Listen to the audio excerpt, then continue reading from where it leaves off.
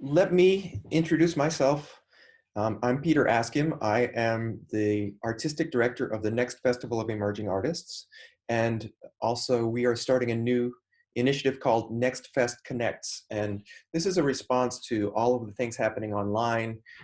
All of our alumni, all of our students, all of our guest artists, pretty much everybody that you know is suffering right now. People are losing work. A lot of uncertainty is happening. People aren't sure where their next paycheck or the rent is going to come from. And, you know, as importantly for artists, they're not able to work, and that's what artists do. So what I wanted to do with the next festival is start a series of initiatives to kind of step into that breach to try and help in any way that we could. And so this is the first event of this, where we have about 4 initiatives that are going on. We have I have offered to make lessons free to all alumni and students from the next festival, past, present, and future. We are starting this series of talks and master classes to talk about, you know, useful topics, to bring in great guest artists to do master classes, to give information and a sense of community to everybody who's there stuck at home. We are creating a database of people who are interested in collaborating across disciplines. Some of you may know that we do a lot with choreographers and dancers. So we're starting a database of choreographers, dancers, instrumentalists, and composers who are interested in collaborating in this strange new world across the internet. And one thing that I'm especially excited about is all of our audience members are stuck at home as well. People who love music, people who for whom music makes their lives, makes them super happy. So we're starting an Adopt an Artist program where audience members and donors can make a donation, and we will connect them with one of our artists directly. So that could be like a mini solo concert. It could be a video pen pal type of thing. There's a lot of different possibilities that we're exploring, but what we want to do with Next Fest Connects is connect people. And so this first event that we are having is with a great old friend of the festival and a friend of mine, Yuka Nagashima. She is an amazing leader. I think that's the best word for her, across all kinds of different disciplines, whether it's in government or as an internet startup or in education or the nonprofit world. She has an amazing ability to see through the fog, to create inspiring leadership that empowers people. And also when things get difficult, and she's also able to create a way to think about things that really is helpful. So I wanted her to be our first guest speaker. She's the executive director of a nonprofit organization called Food Shift, which is doing great work in the Bay Area about food insecurity. She is also the leader of Paidea Enterprises, which is a consulting firm, and she does talks like this. So we'll have plenty of time for questions later. If you are new to the festival and to Next Fest Connects, we'd love to hear from you. We have a chat window that should be working. But without further ado, I'd like to introduce Yuka Nagashima and have her start her talk, the first of our Next Fest Great. Connects events. Thank you. Thank you, Peter, and thank you for the virtual applause, Taylor. So interesting. Peter and I have known each other for a long time, and I've never heard him describe who I was. So that's always interesting to find out. All right. So this is basically using the overview of my talk, premise, current status, top 5 techniques, how you can lead yourself. I want it to be not theoretical. I want people to be able to have something that you're going to do differently after this talk, and then time for questions. So let's do a one-word check-in. If everybody can type in the chat window what your intention for participating in this webinar is today. So what is your intention? We're going to use this afterwards. So type in on the chat window your intention and share it with everyone. My intention is to be open. to everyone's situation. Can everybody see that? So type in, okay, so we can all see each other's intentions. Great.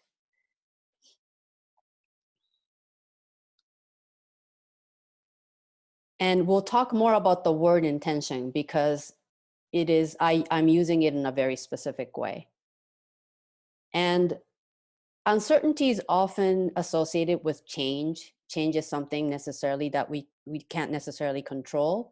And so tell me how you would complete the sentence. Change is ... Like, what does change mean to you? How do you respond to change?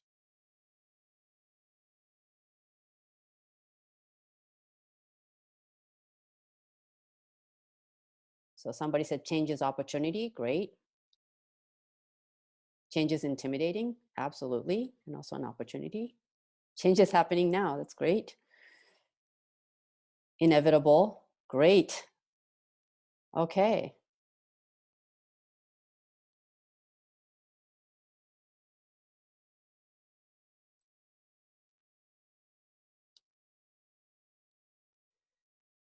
So there are different types of changes. We change all the time. I think somebody mentioned that. Changes that happen to us are harder. I know that a lot of people say, oh yeah, change is hard, but we change all the time. Changes happen to us all the time, but we also change our minds. We change the brand of toilet paper we buy, depending on what's available now. We might change the color of our hair. We might change our taste in music. So the difference is that when we make the change, we don't seem to mind so much. So, and entrepreneurs have figured out a way to kind of take control of the changes. It's not that they can control the future, but they seem to be able to control what's happening to them. And so we're going to go over some techniques that would help you with that. How to navigate in times of change, in times of uncertainties. And a key concept I'm going to explore is agency. So a social science definition of agency is, so this is not like a CIA, agency. It's not an organization. We're talking about capacity of individuals to act independently and to make their own free choices. So when we talk about having agency, that means that we have this choice, that we feel ownership of that choice. And there are structures that influence agency, including social class, religion, gender, ethnicity, ability, customs, and they may limit or determine our sense of agency. So current status, I've overheard a couple of people talk about their situation, what's going on right now. So being an artist, it's tough as it is. So in the best of times, you're struggling. And so, and it's not necessarily seen as, in this society at least, as a fundamental need. And so just like the travel industry, when things go bad economically, usually artists, musicians, travel, those are considered sort of luxury items, and we focus on sort of the bare minimum. So COVID-19 threatens us not only emotionally, physically, economically for everyone, but especially more so for the artists, when really we could all use art. We could all use creation, creativity, imagination, inspiration. The time is now for artists to produce, regardless of where the money is coming from, just looking at the need, because without that inspiration, we don't have anything to live for. So don't run away. This is your time, regardless of what messages you're getting from this society, from the news. This is your time. So, and it's not meant to be easy. If it were easy, everybody else would have been doing it already. So you've already chosen the difficult path, and this is no different. So this is your time to rise, and let's go over some techniques that would go with to help you do that. Before that, internal narratives that you might be having for yourself, there might be tremendous sort of pain or aggravation, frustration, um, guilt. Maybe you feel like you're doing better than your counterpart, and so you feel guilty about it. You may be resentful that, like, or second guessing your choices, like, oh, maybe if I hadn't been a musician, I may not be in this predicament right now. There's a tendency, the reactions is basically, I will divide it into two ways. First reaction is like wanting to find the silver lining.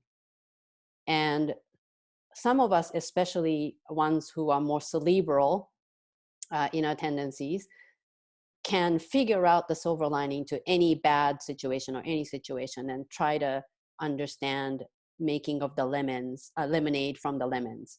And that may not be as good as you think it is, helpful as it is. So we'll talk about that, the rush to the silver lining. And the second thing that we tend to do is construct narratives, whether it's true or false. We want to be able to explain our emotions, our situation, and we make up stories to make that work.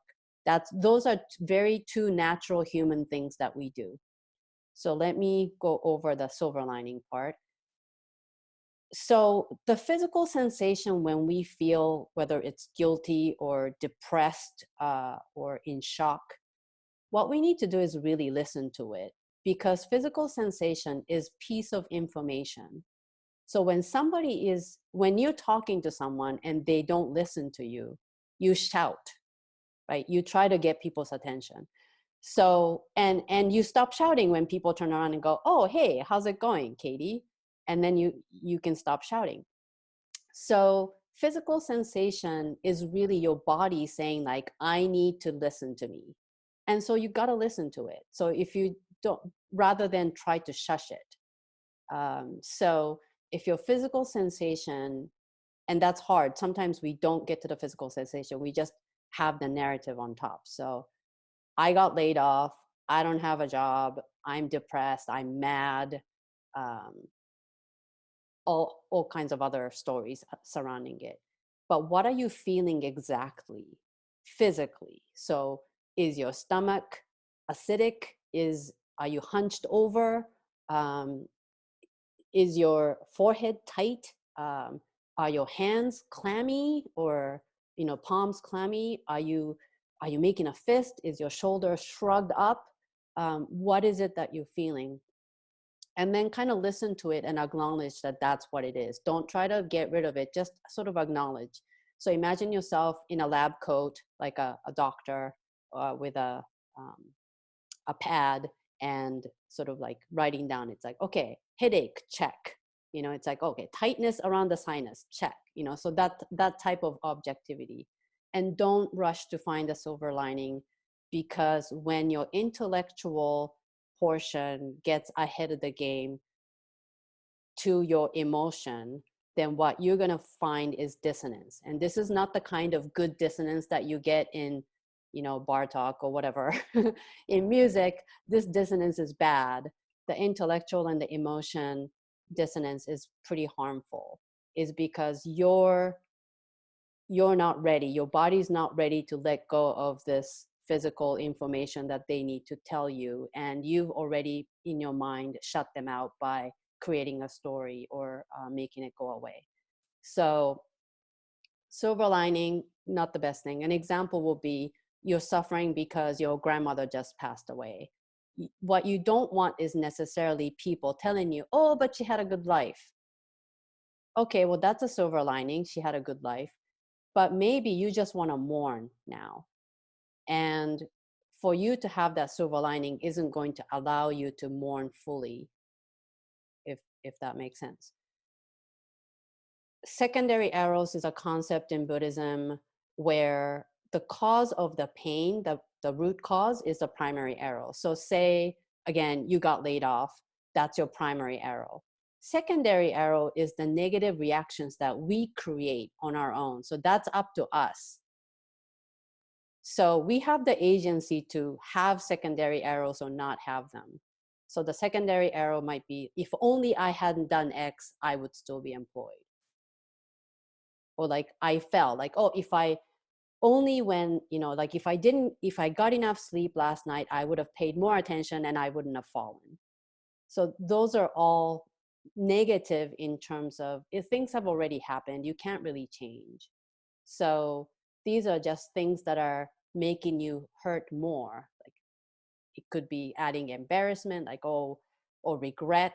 So things, again, that you don't have control over, and you are adding on to, piling on to this arrows. So the first arrow, that's what nature gives you. That's what life gives you.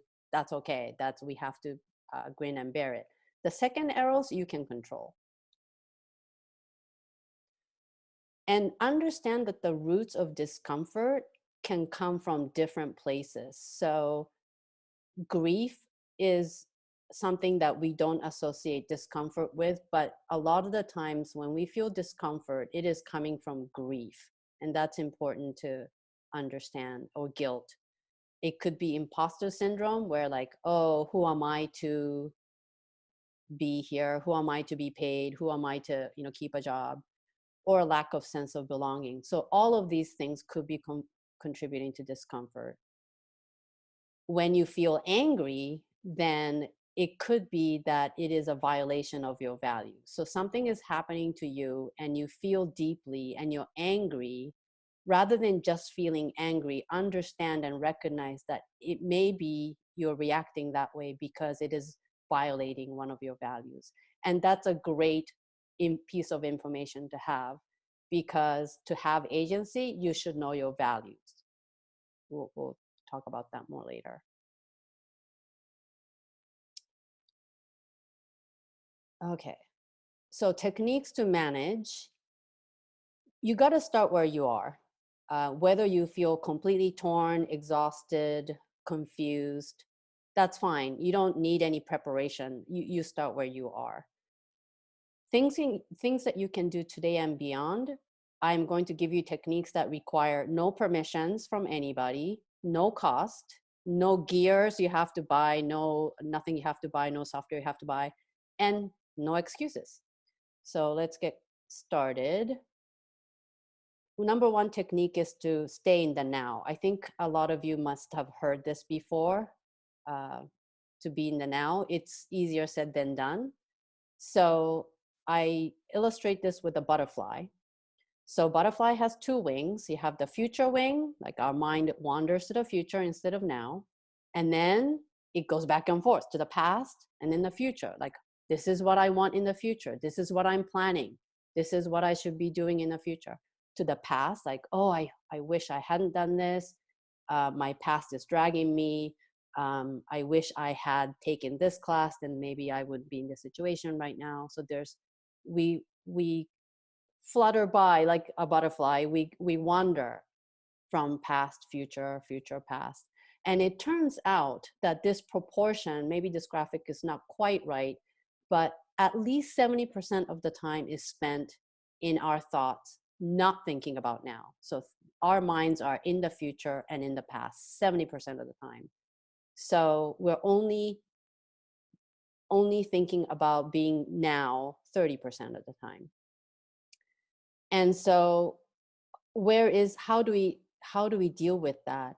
Well, look at where we are 30% of the time, and that's the body, right? So the future is one wing, the other wing is the past, and it goes back and forth, and this is our present. Well, this is an imagery to remind you that the body is how you keep yourself in the now. Because if you think about it, your mind does time travel all the time, going from the future to past. But the body is always in the present, right? The body is physically here now. It wasn't in the past. It's not in the future. The body itself is now. So again, this is why I emphasize learning to feel where your body is, what your body is responding to, whether your body is running hot, whether it's cold, whether the muscles are tight. And this is why in most meditations, they focus on the breath, Because when you're focused on the breath, you're focused on your body, and your body is always here in the present, as opposed to the mind. So it's almost a misnomer when people talk about mindfulness. We should be talking about bodyfulness. It is not the mind you care about, it is your body, because the mind is just going back and forth, past and future. Second technique, this is a game you can play anytime you're stuck in a loop of negative thought or any sort of a situation where you can't sort of like you're in a rut. There are narratives that we tell ourselves, and you want to ask yourself if that narrative is a belief or a fact, because we say it like a fact. And this is important because when you have specific emotions, like when you're in a rut and you're depressed, when you're depressed, it's more easily, you can more easily recall sad memories than happy memories. That's what neuroscience says. It is bad for us because that means you tend to be depressed longer because you can only recall sad memories. So you start building narratives that are also sad. So you want to ask yourself, next time you call yourself dumb or I am dumb, is it really a belief or fact? You're saying it as a fact. I am dumb. That's a fact. But to me, that is probably a belief, because there must have been one time where you were brilliant. Or maybe not brilliant, but when you felt like you weren't dumb, like somebody complimented you that you were good. And so it's your belief, and that's okay. It's okay for you to have that belief that today I feel dumb, or because of this I felt dumb. That's a good statement. That's true. But for you to label yourself I am dumb, that's a self-defeating narrative, because you're labeling yourself forever to be in that state. And this is exactly contradicting the fact that change is everywhere. And if change is everywhere, you're not going to stay dumb, right? Because you're going to at some point change. And that's important to believe when you're depressed or when you're frustrated. As depressed as you may feel now, as helpless as you might feel now, that also is going to change. So you can play that game. And that's a game that's best played with people. So when you are confining in your friend, it's easy for then the friend to say, like, just have them ask, belief or fact? It's like, because you're so convinced, and you're saying like, oh, I'm no good at playing the violin, like blah, blah, blah. You're not good at playing the violin. Is that a belief or fact?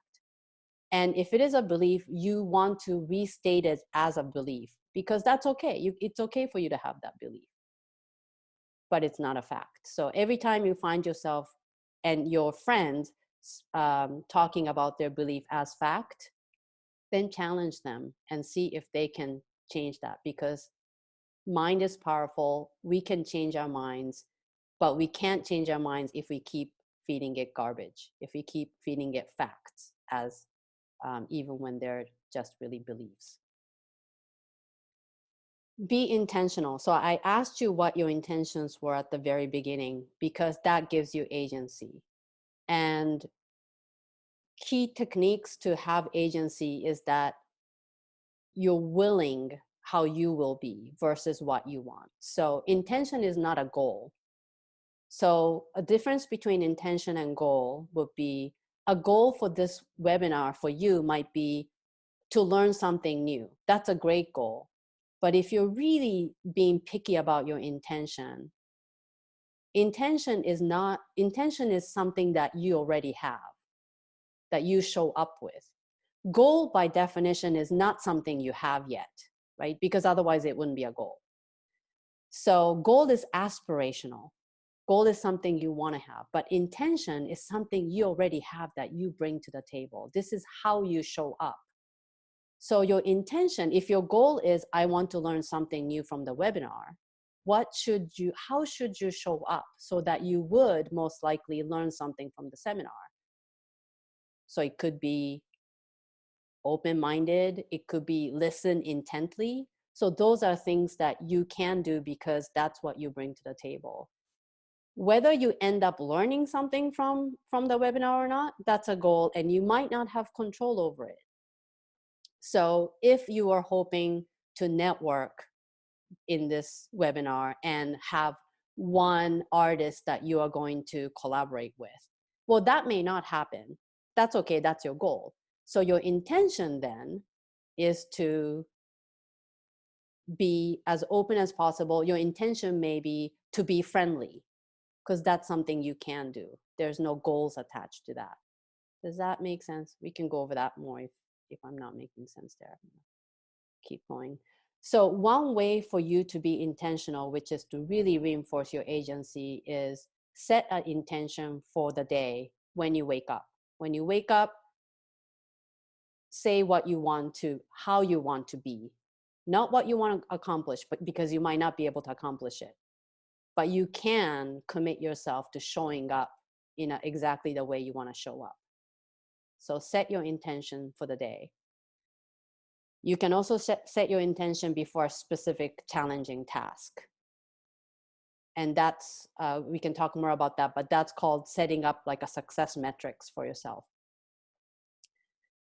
And setting intention for the day is important. Another way to do this is make sure that when you wake up first thing in the morning, that you are putting out something into the world rather than consuming.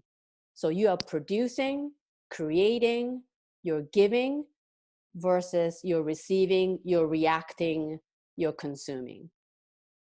So an example of consuming will be, how many of us do this where you wake up and then you grab your phone and then you start reading your email or Facebook page or Instagram or whatever?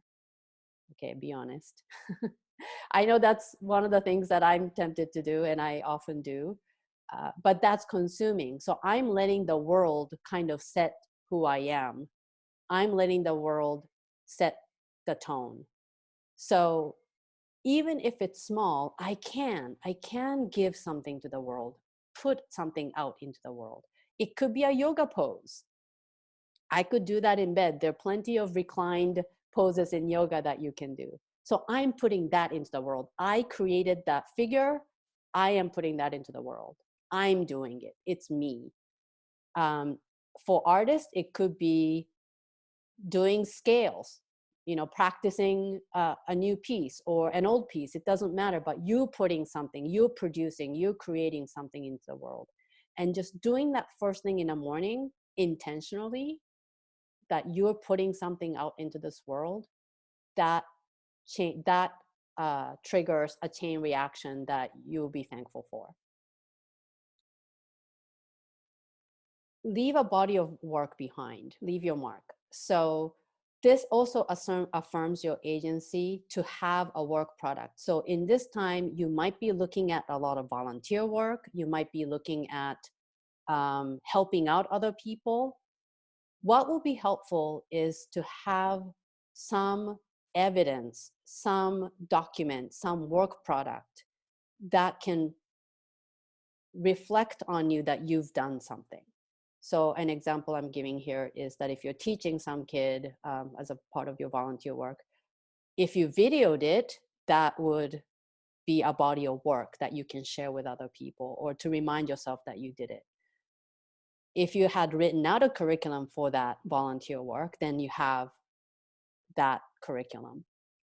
For example, when Peter asked me to do this, I could have just kept it a discussion and not prepared slides. But now that I have slides, this is reminding me that I've done this.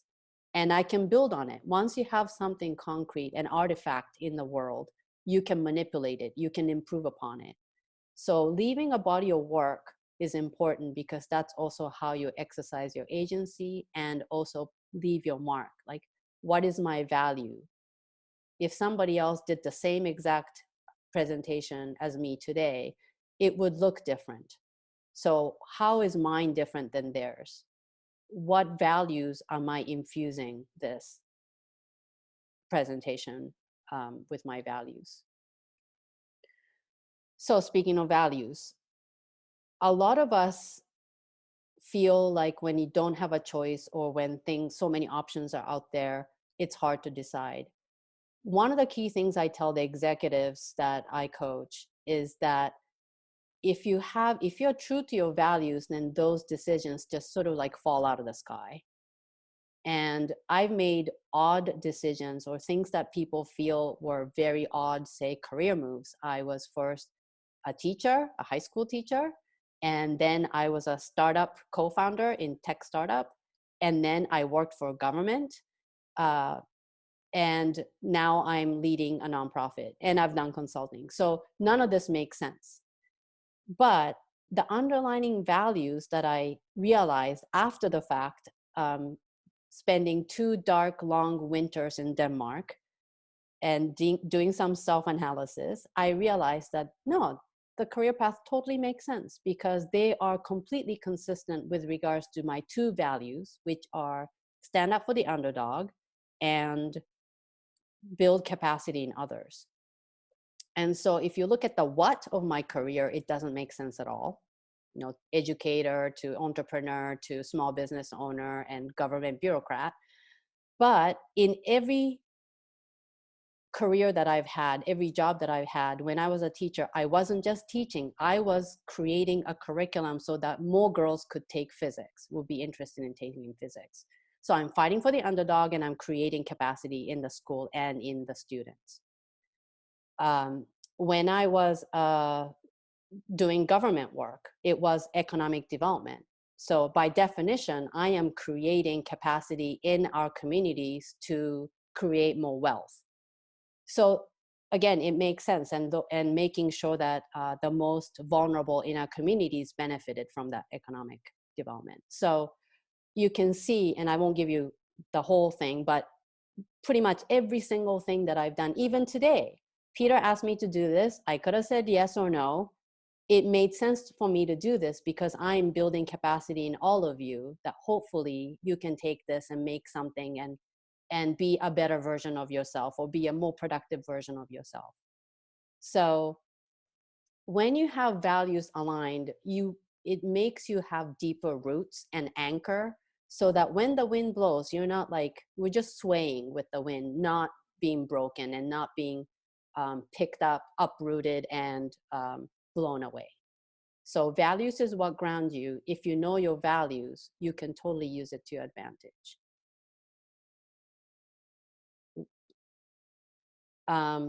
Values are hard to actually identify. I don't think we'll have time today, but I have exercises if anybody's interested in how to identify your values. And the reason it's hard is because society tells you things, you know, like maybe you should value financial security, maybe you should value family, maybe you should value friends in a particular way, maybe, you know, whatever. And so there's a lot of things that we think that are values that aren't. And one of the ways that you can figure out what your values are is that values are things that you defend. In other words, if honesty is my value and I come into a difficult situation where I have to tell the truth and it's going to compromise me somehow, like I might get fired because I have to tell the boss something that they don't want to hear, I do it anyway, right? Because I'm defending my value. I do it anyway, even though I think there's some sort of short-term or long-term consequences. I do it because that's my value. If I don't do it, then honesty wasn't my value. That was just like an aspiration. That was like something that I wish I had, but not my value. It's not just that dire in that values are also things that you derive joy from. So if, say, family or friendship is your value or relationship is your value, then you derive joy from them. And again, you will defend it fiercely. If you have to stand up for your friend, you would, even again, if you might be in a more compromised position as a result. So you can both defend it and derive joy from it. So that's the value. And I have several exercises that we can do to identify what your values might be. And I figured out my values by looking at my career and trying to make sense of it because nobody else could. And basically, people look at my resume and they're like, oh, this woman must be suffering from attention deficit disorder because she's just like hopping around different industries, like what's going on. So in order to create a narrative, I kind of have to dig deep and figure it out, like, oh, I'm building capacity. In other words, it's completely consistent throughout. And as soon as I owned that narrative and I could display my values, then people were interested in me because they understood and they could figure out what I was about. So that's pretty much it. If you have any questions, more things that you wanted me to go deeper in, um, you can unmute yourself or raise your hand. Um, Peter, do you want to start? Do you have any? Sure. Yeah. You know, this is And I'm going this to is read. all really great information, and there's just so many different things that I'd love to ask you to expand on. But maybe talk about one of the things that you and I have talked about is being able to take small steps to have agency, because I think it's so possible for all of us to feel like we're at, you know, we're at the whim of forces beyond our control Yeah. right now. And like you said at the very beginning, when change happens to you and you don't choose change, it's easy to feel like you're a victim. But what are some of the concrete small things that we can do to feel like we have some kind of control, however small, on our life? Hmm. I would start keeping a journal, uh, and this sounds ominous to some of you. I know it sounded horrible to me because, like some of you, I've started many journals, and by the third day I'll reread the first two entries and like realize how ridiculous it is, and I'll rip it up and then not do it again for another several years, and then rinse and repeat. But what I did was find a little notebook that you get when, I don't know, you go to a conference or something, or even a sticky note. That's what I actually ended up doing. And I thought, why don't I write down something that I want to remember in a year, every day in a sticky note, like one sticky note per day. So you don't have this pressure to have to fill up a page or anything like that. And you don't end up writing something stupid like, today I had, chicken cutlets for dinner, whatever. Um, or saw this movie. It's like, so what? So I focused on like, what would I want to remember about the day in a year? And it would be, and then my values kind of came through because the things that I started capturing were like quotes from artists that I was inspired by, um, recipes that I wanted to create, um, insights that I had in life because of what somebody else said or something that I observed. And sometimes it would be very, very short, and other times it would be a full sticky note, but that was also leaving a body of work behind. I had a collection of quotes that I was inspired by, books that I wanted to read. um, so so something like that. Again, I was doing multiple things. I was controlling my life by creating something, whether it's just like taking notes or whatever, but I was putting something into the world. And by the way, I did that for about 2 years. And maybe by 6 months, I realized that I was living differently because I wanted to have significance in my life so that I had something that I want to put in my sticky note. So I started to read differently, listen to music differently, um, because I was looking for insights and I wanted to write it down. So that totally changed sort of my brain chemistry. And after doing it for like 2 years, I had enough to put out one blog post every day. I had enough material to do that. So that's what I did during long, dark winters in Denmark. Um, so for 1 year, I was able to produce a blog post every day based on the sticky notes that I had that I kept in my little brown bag. So that's something positive, very small that you can do, that any of you can do. It could even be, if you're going to video yourself practicing the same piece and you do that every day, that's something. You can maybe see how you developed different techniques, maybe started to understand that piece very differently. So, and again, just make sure it comes from you and what you want to put out into the world. But we all can do something extremely small that doesn't cost you any money and usually barely not even that much time. Another thing that you might do in a journal is to keep a gratitude journal. I do find that when we are feeling depressed, we feel better when we find other people feeling similarly, or that there is a bigger context for us to be relevant in. So if you can define me, your sense of yourself, that could extend beyond your own skin. And I know some of us already do that with our family, right? It's like us.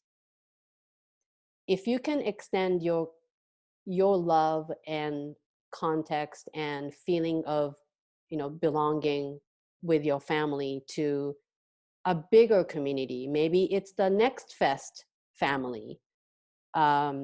Maybe it is your family plus the in-laws. Maybe it is your community, your geographic community.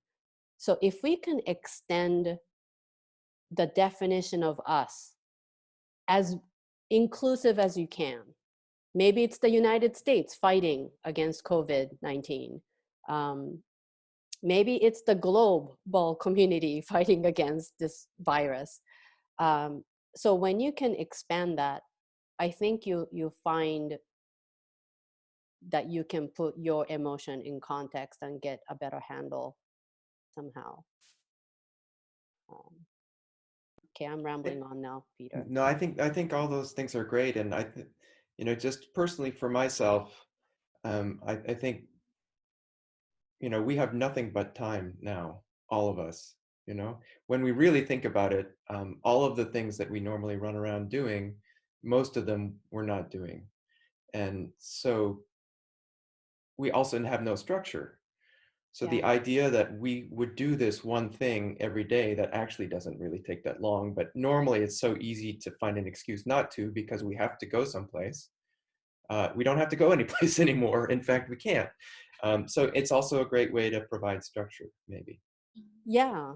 And I envy you because I am busy as heck right now. I'm trying to write grants um, to make sure that my nonprofit can do meaningful work. We're looking at, people who are food insecure, and they were food insecure in the best of times, kind of like the artists, right? They were in a bad place in the best of times, and now the volunteers are all like self-quarantining and nobody's feeding them.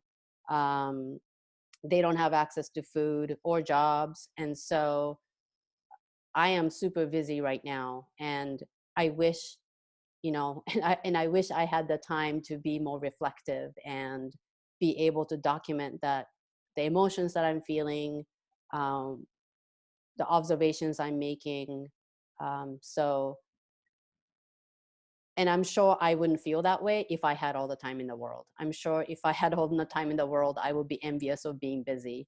And so grass is greener all the time. Without structure, it's hard.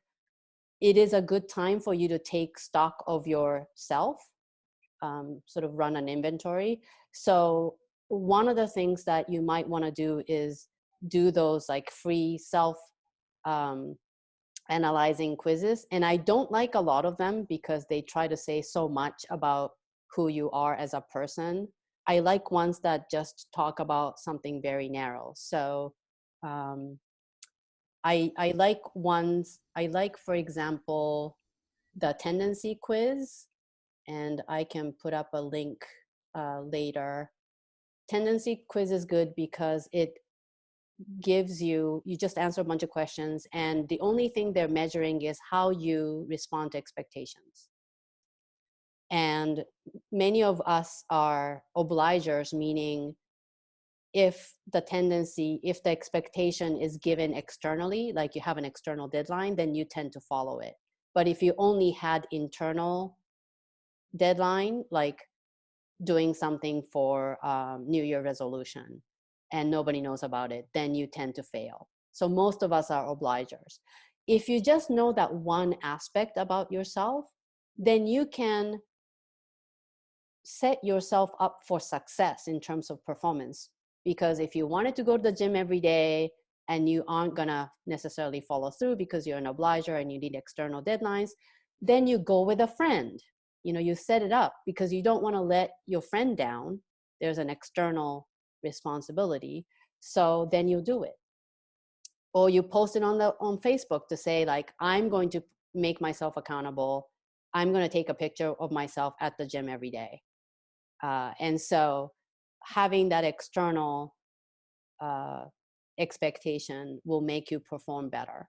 So things like that, again, you have the time. And don't wait until a brilliant idea comes up, I guess.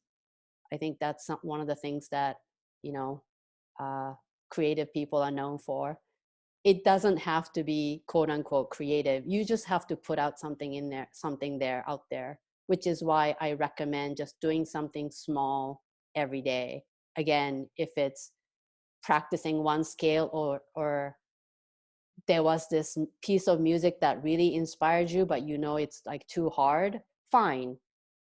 One measure a day, one bar a day, right? So so I think just pick something and stick to it, and that's not going to define your life. You're just going to do it until maybe this epidemic is over. And so, you know, and see what happens. It doesn't have to become anything. Just you having the structure is going to help you.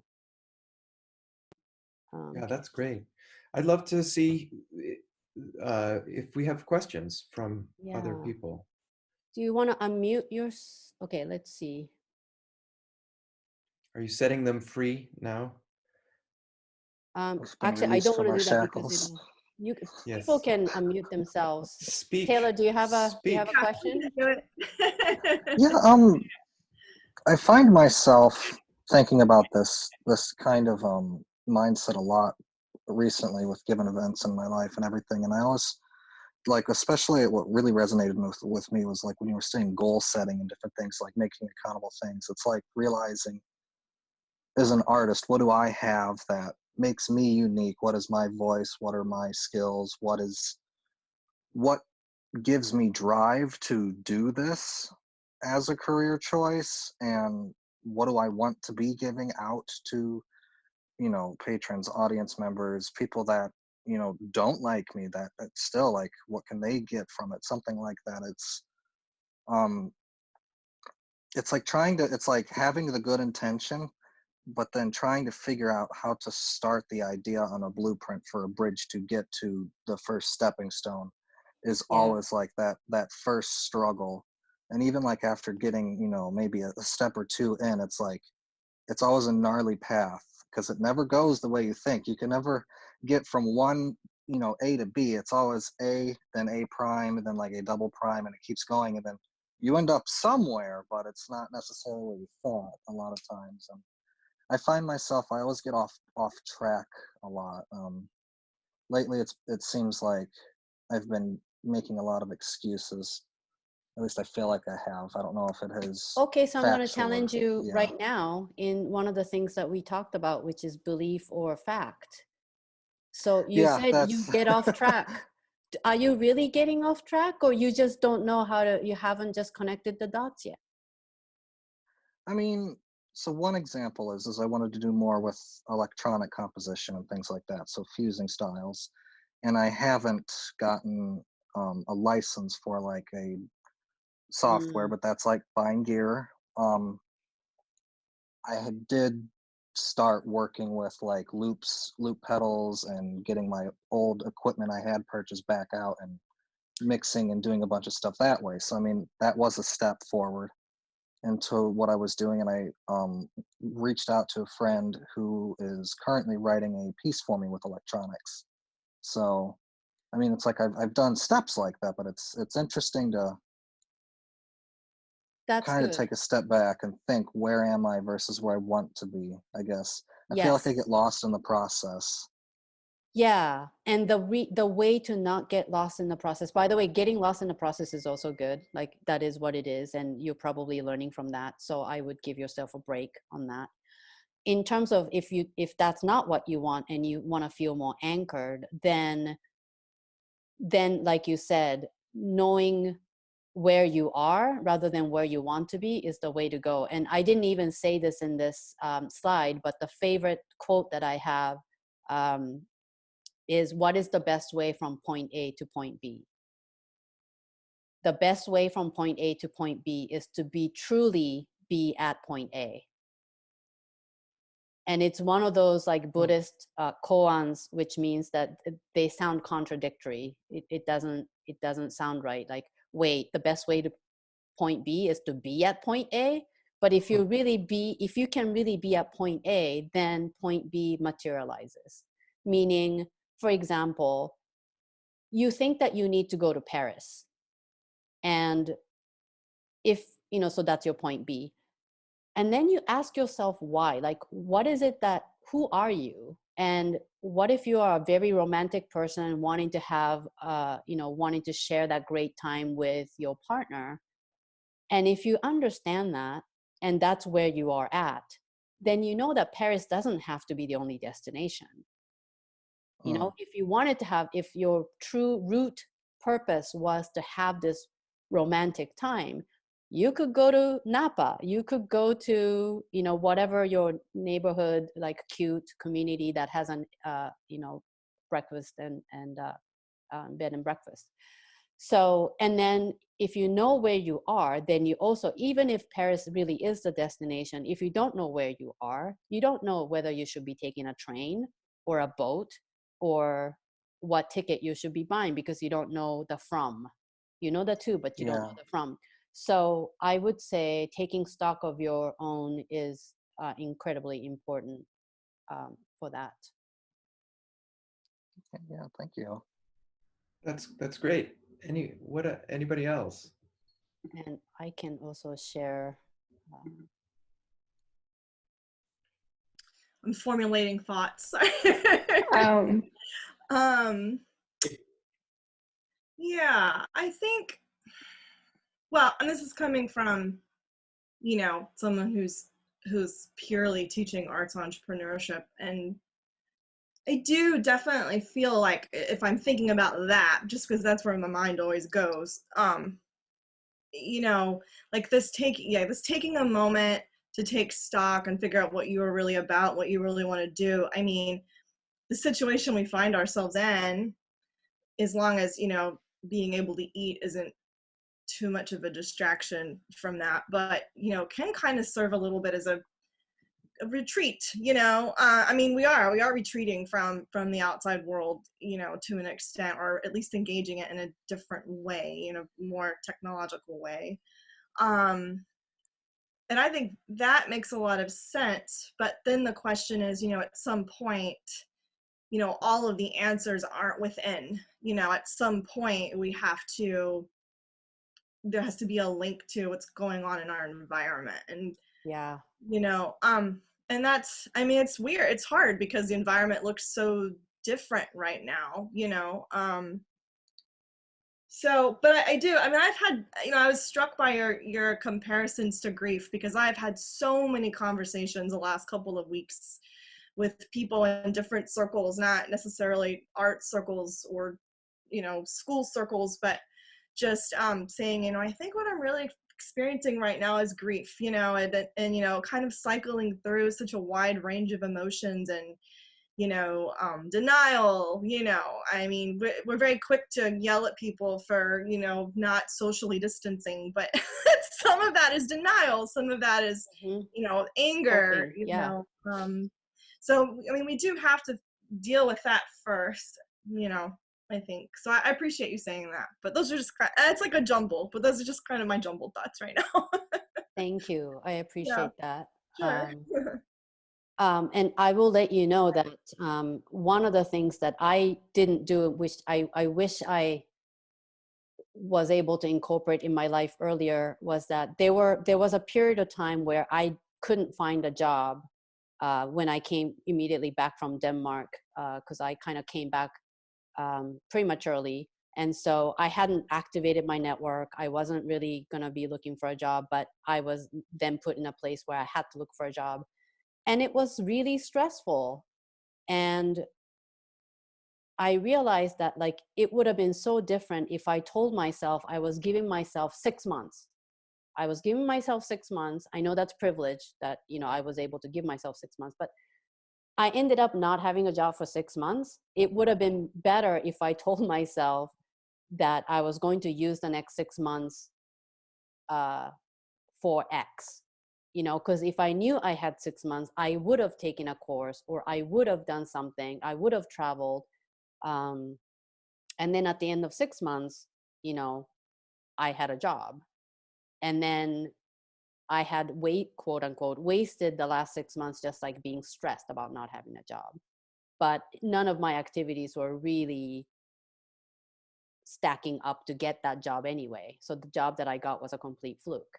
And so, you know, sometimes when you want something too strongly and grip too hard, you're not really helping yourself. So that's one thing I wanted to mention. The second thing I wanted to mention was the 5 whys technique that I didn't cover in the discussion. Understanding why you want to do things, like Taylor mentioned that he's been wanting to do this electronic music thing and hasn't maybe made as much progress as he thought. Well, step back and again, don't focus so much on the what, but the why. I know this society focuses so much on the what, you know, your titles, like how much you make, you know, what do you do? It's always the what, you know, what are you working on? Never the why, but really, why is more interesting because that reveals your motivation, your intention. So what is it that attracts you to, you know, learning electronic music or wanting to be in part of that? And it's called the 5 whys. This is actually a Toyota manufacturing method technique that I use to find the root cause. Because if you just answer the first why, then you're probably giving yourself some superficial reason. And so the way it works is briefly. So if you ask 5 whys, then you get to the root cause. So why did you want to be in the Air Force? Okay, I wanted to be in the Air Force because of the GI Bill. Okay, why did you feel the need to get, you know, be subject to the GI Bill or take advantage of the GI Bill? Oh, because I can go to college. Okay, well, why do you need to go to college? Oh, because I believe that people who have a college degree can make more money. Oh, why do you want to make more money? Oh, because I can buy stuff. Okay, why do you want to buy stuff? Because that makes me happy. And then, so this is a true story. One of my clients had this series of thoughts. And when he realized that really happiness was what made him sign up for the Air Force, and he was miserable in the Air Force, then he realized like, oh, I don't have to be doing this. I just wanted to be happy, and there are other ways to be happy. And so he quit the Air Force. So the 5 whys technique could really get you to kind of unveil, you know, peel back all of the facades that you've been putting up, you know, like, oh, it's good for my career to do this. It's like, well, like dig deeper, you know, because at some point there's like a passion in there or value in there. And once you locate that value, then you have this intention that's made clear and you're not going to quit. You're going to do a good job. you're going to be resourceful, you're going to be more motivated. And you might find that what you initially set wasn't quite right. Maybe you were close, but maybe that's not the what you needed. But if you focus on the why, you'll get to the what. That's really wonderful. So maybe we have time for one more question, if somebody has another question. I don't have a question, but I do want to zip in and first of all thank Yuka very much for this. This is really great, and really echo what's been said here. I really love the discussion about being in the now and understanding exactly where point A is. I might go a little further in that, just a little bit, and say, you know, we must understand what our now is. As musicians, we must understand. And I think, I mean, it's very easy for us as musicians to forget what it is that we actually possess. A lot of discussion, and I'm very happy to hear it, thus far has been about value, about our values. And I think that that's a very important thing, because the value that we provide is, as musicians to the rest of the world, is, in my humble opinion, and I'm biased, I think the value is extraordinarily underrated. We're very commoditized.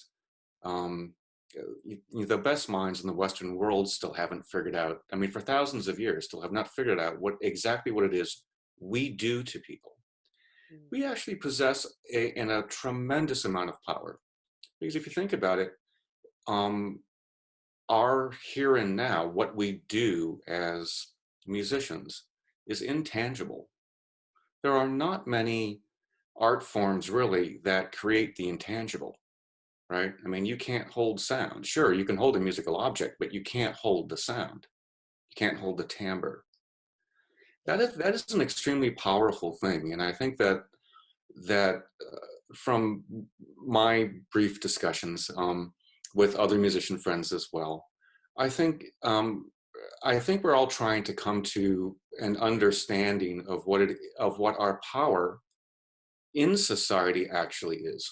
Mm-hmm. I think also at the same time, as a part of understanding point A and being okay with feeling point A, is also understanding how perhaps some of us have taken the rest of the world for granted. And I mean, in our context, it's audiences. We've taken them for granted. I know I have, and I think many have. And this is a really fantastic opportunity, I think, for us to understand the power that we have in the world for humanity, the power that that we have for change, what we possess, and really understanding that in the now.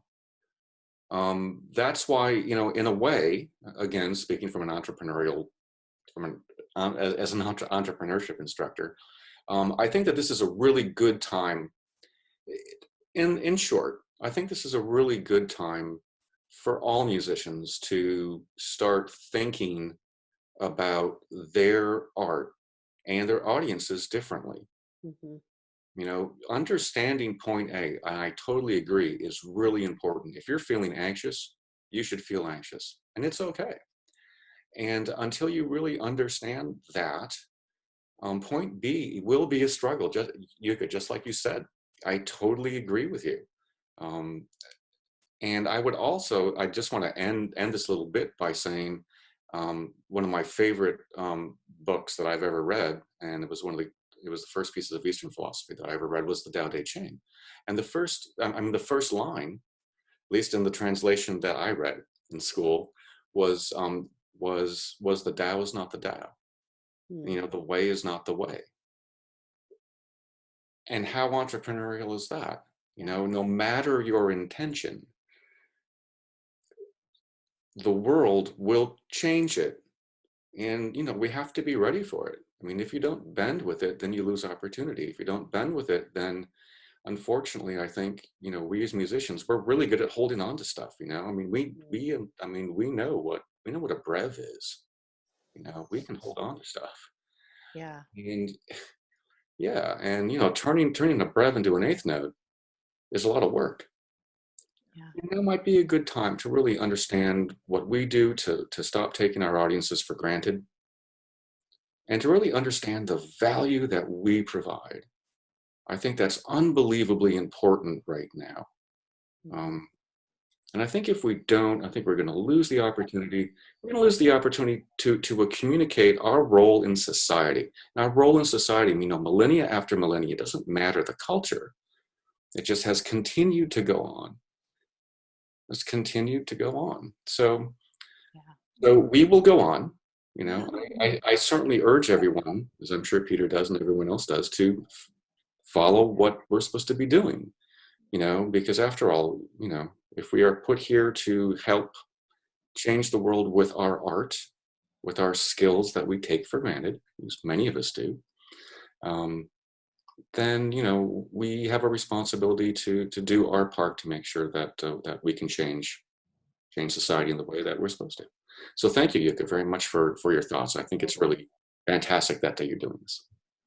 Yeah, and I would just add that I think that tendency to have a hard time looking outward sometimes is really very much how we're trained. I mean, it's hard to be really good at what we do, and there's always things to get better at, and the tendency is to think, well, if I just was a better clarinet player, all the problems would be solved. And practice more, and I think it's sometimes hard to to then kind of look outside of ourselves and into the world, and like what Gary's saying, connect with our audiences anyway, even though we're not perfect clarinet players yet. And you have the power to stay in the now as musicians, because it is a temporal art. And so you have to be in the now, and you're creating, by engaging with the audience, you're inviting them to be in the now. Yeah. So I like to end my part by, I just chatted with everyone there in the chat room, that this is Toni Morrison's words. This is precisely the time when artists go to work. There is no time for despair, no time for self-pity, and no time for silence. No room for fear. And she was a writer, so of course she's talking about writing, but this is true for artists. We speak, we write, we do language, or musical notes. This is how civilizations heal. And so I hope that you can take whatever from today's thing to help you heal, so that you can help the world heal. So thank you for this opportunity. Thank you for your time. I'd like to say thanks so much to Yuka, and I every time we talk, I find it really inspiring, and I think that it's true that as musicians, we have a unique access to the now, of being in the present moment of time and music. And we also, our job is to explore those emotions that are hard and translate them for the rest of people who don't have access to that. That's our job. And so I think it's really important what our role right now, but I also think we have to take care of ourselves and take care of each other. And so I invite you to embrace the idea of community and checking in on each other. That's what Next Fest Connects is all about. If you're not signed up for our newsletter, please do sign up through our nextfest.org website. Join us for a whole series of discussions that we'll have, both career-wise and also some great instrumental masterclasses that we have coming up with the guest artists, Jeff Ziegler of Kronos Quartet, Ashley Bathgate, Miranda Cookson, many great guest artists are really here to work with us and to share their gifts and their knowledge so that we can all make it through this together. So I want to say thank you again to Yuka and to all of you for joining us. Thank you. Thank you. Thank you.